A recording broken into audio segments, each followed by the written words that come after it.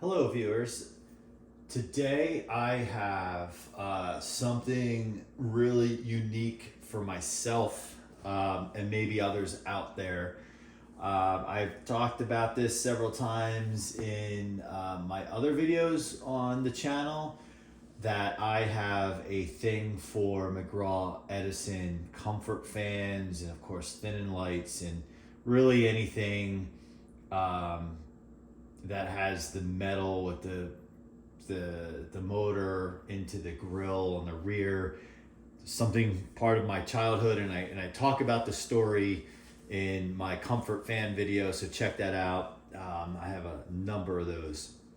So I was kind of on a mission to really track down every variant of the McGraw Edison comfort fan. You know, there's the comfort conditioner, check that box. There is the ones with they typically on the side have the plastic dark colored grill. They have them with the light colored grill, like the gray colored grill, dark colored grill with the badge not here, but up here. They have the infinite speed version, which I don't have. I'm trying to get my hands on. And they have another one with the Venturi ring on it. So I've been trying to collect every variant of the McGraw Edison fan, and I'm close. I did another video on one that it has white blades, and you can check out that video. And the fan itself is green and has some issues with it, but check that one out, see for yourself. So along the lines, I've known that this fan has existed for a very long time. The first time I ever saw it was probably maybe early 1990s, possibly late 80s. I was on vacation with my family in the early 90s, late 80s. And I remember we were at a boardwalk at night, and my dad and I were going to go use the men's room. And I remember walking past, in those places, you know, typical boardwalks, they have the building where the one side's the men, the other side's the ladies' room, right? And I remember walking past the ladies' room side, and I remember seeing this fan, except seeing the back side of it on, and it must have been blowing air into the ladies' room, or who knows what it was doing. And I remember thinking, what the heck is that? At that time, I might have been between the age of 11 or 12, 13 at the oldest, but probably about 12 years old. And I remember thinking, wait a minute. I was so used to the comfort fan, and that's what I grew up with, the black translucent blades. I was like, wait a minute. The fan I have is not original. It evolved from something like this. So at first I thought, wow, that's ugly. The back side of it's ugly, but then I thought, no, it's kind of cool. It's cool. I really, really like it. And that was then, right? And then it was probably at some point in the last couple years, I noticed on eBay, and I don't usually buy on eBay because it's so expensive. Forget the shipping, but the cost of the fans now, because they're becoming rarer and rarer, it gets harder to really justify it versus looking for something on Marketplace or at a flea market or a Goodwill store. And you can sometimes get lucky there. However, I have zero luck at Goodwill stores or the restores or any of those. I look and I get nada. So that being said, I bought this. I paid more than probably, if this was just say like a comfort fan from the 80s, or thin and light, or even a Toastmaster, I would have paid way too much for it. But I was willing to pay more for it because, and I can't recall exactly what I paid for it, but I remember thinking, oh, I'm paying more than I probably should for this thing. But I did it, and because they didn't come up that often on eBay, rare. The irony is, after I acquired this one, within a couple months, if that, even that, it might have been even sooner, one came up like in pristine condition, and I almost pulled the trigger on it, but I just thought, just show this one some love first. So here it is. So that's the backstory behind my fascination for this. This kind of goes further back with my collection than I typically collect. Really, I'm a big 80s, late 70s. I don't know, and underneath is rusty, so there's no model information. I probably could pull it off of maybe the motor, but the motor, I think it's just is really the same motor that has been used in these things. And so I don't know the model number on this, and I also don't know the year. If anyone can help me with that, I'd be super appreciated in the comments. What my guess is, this is mid 70s. For reference, like a Lakewood P23 is kind of like a reference to like late 70s kind of thing, but I feel like this is older than a P23. Like this is mid 70s, maybe a little sooner. I don't know, but then again, I could be totally wrong. All right, so let's talk about this fan now. This fan here, so it uses the same cabinet as the comfort fans do later on. And I don't think, as I just talked about, trying to figure out how old this is, I don't know if these were in production at the same time as the comfort fans, if there was any overlap, if they just went from this to that, like this was discontinued and that was its replacement. It has the metal grill, obviously, on both sides. And the way this is mounted is similar to how the rear guard is. And even here. And I wonder if this was opened up before. And these are typically, this might have, no, this looks like original hardware. Because on the rear side, I know on the comfort fans, you can tell when they've been really opened up because the hardware has been replaced and whatnot. In this case, it looks pretty factory. I really like the darker color instead of just using a light color here. Looks cool. Blade set is big 3-bladed fan, metal fan is simplest way to put it. Has the typical McGraw Edison rattly handle that is intact. Some of the Edison is worn off. I don't know if the camera can get that. And then it has the typical comfort fan knob. So when they did go to the plastic bladed translucent version, they kept a lot of stuff. They were smart. They kept the cabinet, kept the handle, kept the switch, probably the motor, much like what Lakewood did as they kind of moved from the late 70s to 80s to late 80s. They kind of kept the same look and feel. Has the slots for the feet. Feet are long gone. It's rare that I run into an Edison fan that actually has the feet intact. I do have some on the thin and light side. Interesting design versus where they kind of like snap into the bottom, which is usually on the back because that's where they're heavy and they fall back. There is rust on the bottom of this. I have found with these, and I know these fans very, very well, I have found with these fans that they rust, the cabinets rust so easily, so easily. The ones I had as childhood, they look just like this underneath. My parents would put them in the window. It would rain, it would still run. You would see that the grill was all wet. And so a lot of that, and I think we had a basement that flooded as well. So like the bottom of the fan would be in water and it would rust. So I don't know what the story is here, because the other sign of that it's running in a damp environment or just raining is that there's usually a rust line throughout the inside of the cabinet where the blades throw off the moisture. This does not have that. So it almost makes me wonder that this was just sitting on a damp floor somewhere and it kind of rusted. Underneath is a mess. Totally refinishable. It's not like it rusted through. So I should be okay. Okay, so I'm gonna fire this up. I have I've used this a little bit, like in my basement, just as just kind of like I have on my I have a kind of a small work table down there, and I just, because I haven't serviced it yet, I left it out because I wanted to basically just see it every time I went to the basement, because it's so, to me, it's so cool looking. So I am going to fire this up, but the last thing I say before I fire it up is very typical of this cabinet design.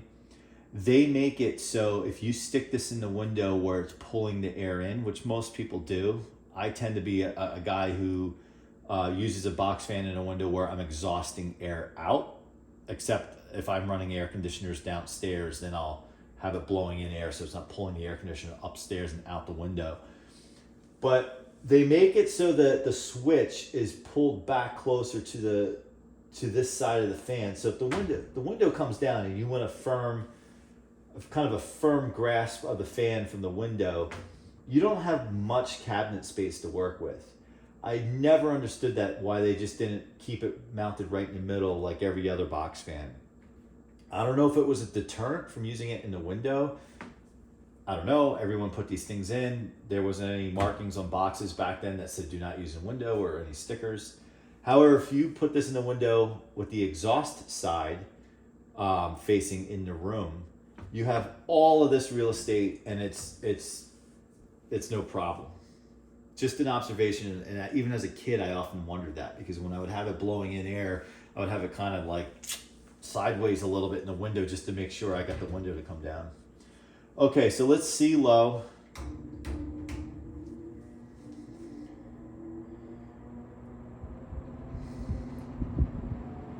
Definitely has that metal bladed startup sound.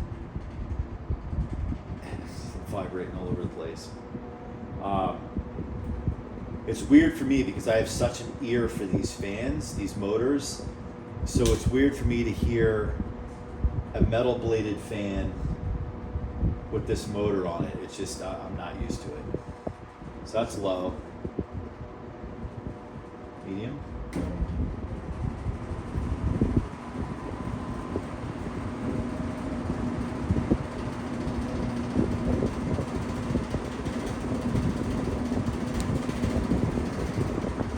Definitely needs some servicing. High. Hopefully it doesn't go into orbit.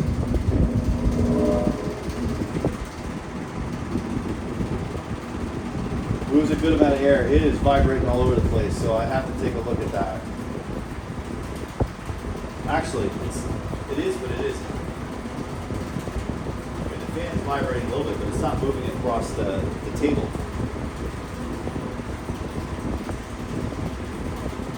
Pulling the tripod all over the place. So let's do spin down. So when we think of metal bladed fans, I tend to think of the P23. I don't often think of these guys. I know the Eskimos that were made by McGraw Edison. While those are cool, very, very cool, it tends to be outside of kind of how far back I go in terms of my collection. Not for any particular reason other than I just kind of like to use or collect what was kind of around in my lifetime, even though some of the stuff I was probably in diapers or not even, or barely just born yet, but still really cool. An observation with that spin down, it seems like it was a little stiff when it stopped. So because I haven't oiled it or anything like that, we could I'm going to take a look at that when I serve that. But this has just dust in it. All right, let's take a look at the back side. Now, I'm also going to talk about this, and I know this video is longer than my kind of typical fan videos, but just because this is a little more rare, thought it's worth talking about. So, on the more modern, which is not modern because they're made in the 80s, comfort fans, you don't have this kind of plate here. You have a kind of a little support bar here, if you will, and a support bar here. And you have one bolt there and two here. The electrical cord, so it's really interesting. I often thought maybe they moved the switch closer to this side because they could use less shorter wiring, which is ridiculous because you're talking about probably centimeters. But in the case of this fan, the normal comfort fans, the wiring comes off the switch, comes in this side, and then the electrical actually runs out this side and out. This design, interestingly enough, kind of doesn't really make the most of, in terms of efficiency with the wiring. It comes here, comes all the way over, as you can see, and down. And I just want to see, are those zip ties? Yeah, these are zip ties. So somebody had been in here doing what? I don't know. You could see. So it's interesting how these things evolve. And I think it's really cool. It's just fun because somebody said, okay, let's just build a powerful fan with metal blades. Okay, it's metal, it's big. All right, just run the wiring like this. Okay, this is a functional design, it works. And then somebody probably said, let's take a look at that design. How can we be more efficient by still having a functional product? And they changed the wiring, right? They changed the blades. They didn't use this big plate. They just used the smaller bars or whatever you want to call those. And then there you go. You're on your way to manufacturing efficiency, which was still very good at that time. Obviously, it's carried way forward today. If you look at the new Lascos, they're much smaller than this, much thinner than this. And we know Edison no longer exists, which was taken by Toastmaster, which was taken by Holmes, and Holmes is, who knows. That's probably the last thing other than this and this. Comfort fans only have one. This, if you were to tilt the fan up and look, it's actually just kind of like a little clamp to hold the wiring with the switch in place. The comfort fan, or the replacement to this fan, only has one, because only one is needed, because the wiring wouldn't come over here, it would come straight down. The crazy thing is, and I've admitted this to no one, while I am not a good artist, nor can I really draw, people know that's not a secret.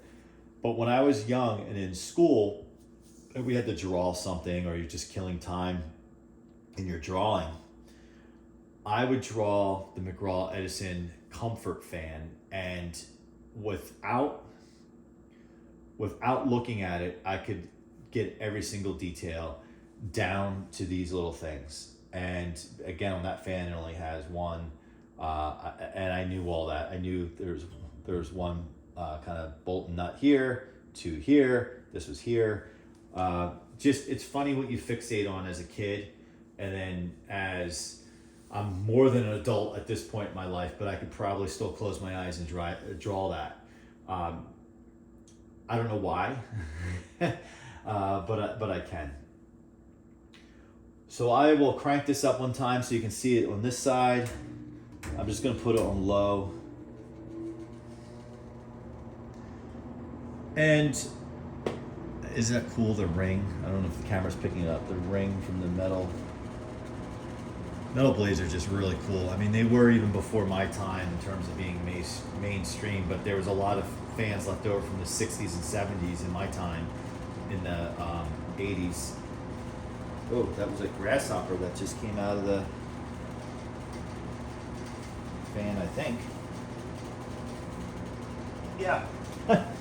Or a cricket. I think it was a cricket. So, thanks for watching. Make sure you like my video. Comment. Some people think these fans are God-sakingly ugly. I'm the complete opposite. I think they are the coolest. I used to think these were ugly, but I now think they're super cool. And I dig them. You don't see them every day. Let me know if you have one. Let me know how it performs. And thanks for watching, and I'll see you on the next one.